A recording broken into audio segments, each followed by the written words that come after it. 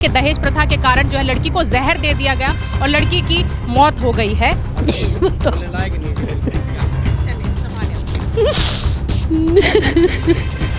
लड़की कहाँ सुरक्षित है आज के टाइम में? नारा है बेटी बचाओ, तो बेटी कहाँ सुरक्षित है? सुरक्षित ही नहीं है बिल्कुल भी। ये शादी के बाद से उसको परेशान कर रहे हैं दहेज के लिए मतलब टॉर्चर किया जाता था लड़की को। हम उनको पैसे भी दे चुके कई बार, कभी 20,000 ले जा रही, कभी 30,000 उनको ले जाके दिया है, लेकिन उन्होंने कम से कम 4-5 लाख रुपए दे चुके उनको। मेरी सिस्टर के साथ उनके ससुराल वालों ने जहर देकर मार दिया है। उसके बाद हमने FIR करवाई है, पर लेकिन जो एक्चुअल गुनहगार है उनको अभी तक जेल भी नहीं हुई है। उनको लेकर गए हैं जेल, हमारे जाते ही उनको छोड़ दिया गया है। पुलिस की तरफ से कोई कार्यवाही नहीं है और आरोपी अभी तक नहीं पकड़ा गया है और ये आपके हाथ में जो है मतलब FIR की कॉपी है।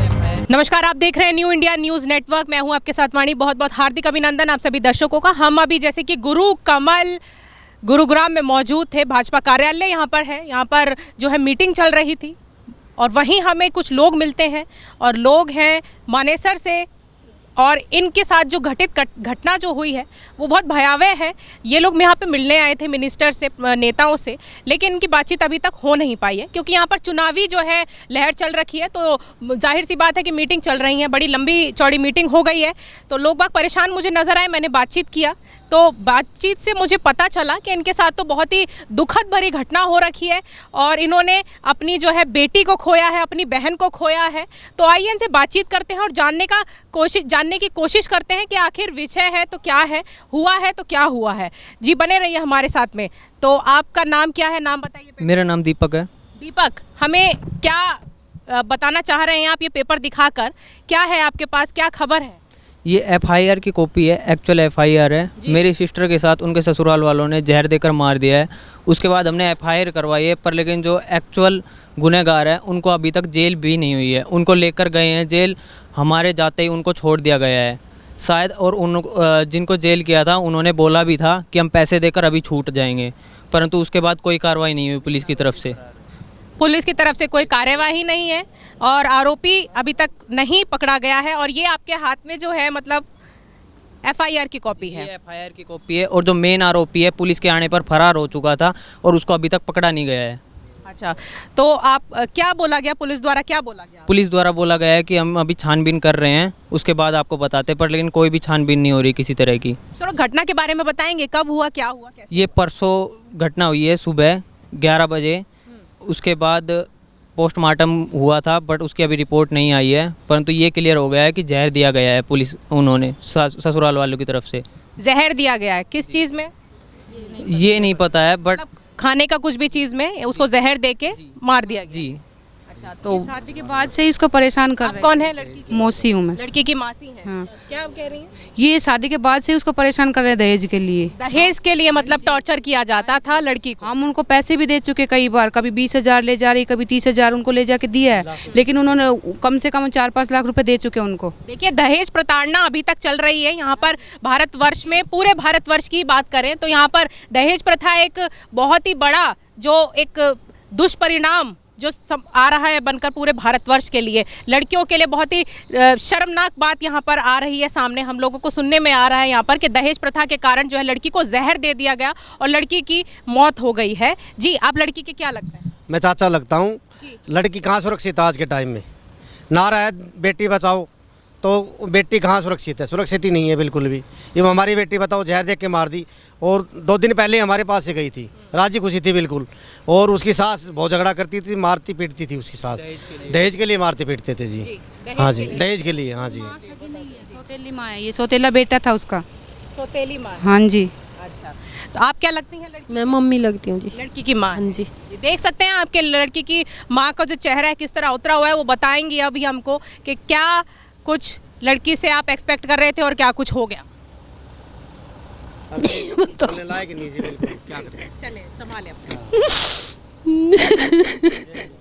बहुत ही अरमान होते हैं एक माँ और पिताजी के जो लड़की के होते हैं कि इतने नाजों से पालते हैं इतने सालों तक और फिर उसको इस तरीके से शादी करके किसी दूसरे घर भेजा जाता है कि वो वहाँ पर उसको माँ और बाप का प्यार मिलेगा, माँ पिताजी का प्यार मिलेगा, लेकिन उसको मिलती है मौत, वो भी जहर के द्वारा। बहुत ही गलत लग रहा है सुनने में। 2 साल की बेटी है उसकी, वो भी नहीं ली उन्होंने, वो भी हमें दे दी।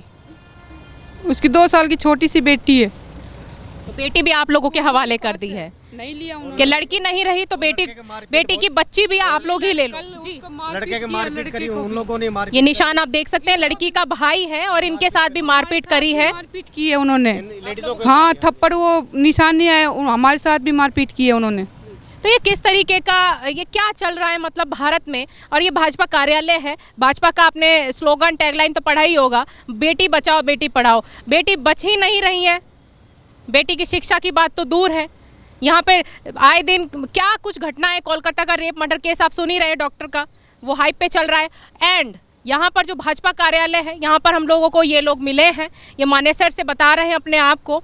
एंड इनके साथ जो घटना हुई है बहुत ही दुखद है, उस चीज़ का हम लोगों को भी बहुत दुख है। ये माता जी हैं, माता जी भी पूरा अपने आंसुओं को नहीं रोक पाई हैं। आप हिम्मत रखें। यहाँ पर आप किससे मिलने आए थे, मुझे ये बताइए ज़रा। यहाँ पे भाजपा कार्यालय पर आपका आना कैसे हुआ? यहाँ पे हम कमल यादव जी से मिलने आए थे। जी। अभी हम उनसे मिले हैं, उन्होंने हमारी एफआईआर कॉपी रखी है और उन्होंने हमें सांत्वना दी है कि हम आगे प्रोसेस कार्रवाई करेंगे और हमें आशा भी है कि वो जल्द से जल्द हमारा सोल्यूशन करेंगे। कमल यादव जी से मिलने आए थे यहाँ पर भाजपा कार्यालय गुरु कमल गुरुग्राम में। चलें देखते हैं क्या होता है। लेकिन जी, लड़की की फ़ोटो दिखा रहे, ये है लड़की। तो ये लड़की है, ये फोटोग्राफ जो आपको फ़ोन में दिख रहा है, फ़ोन की स्क्रीन पर, ये ही हैं जिनको जहर देकर जो है टॉर्चर प्रताड़ित करते थे दहेज के लिए। एंड उनको आखिर में क्या मिलता है, जहर देके मार दिया जाता है, मौत के घाट उतार दिया जाता है और बेटी को भी इन लोगों के हवाले ही कर दिया जाता है।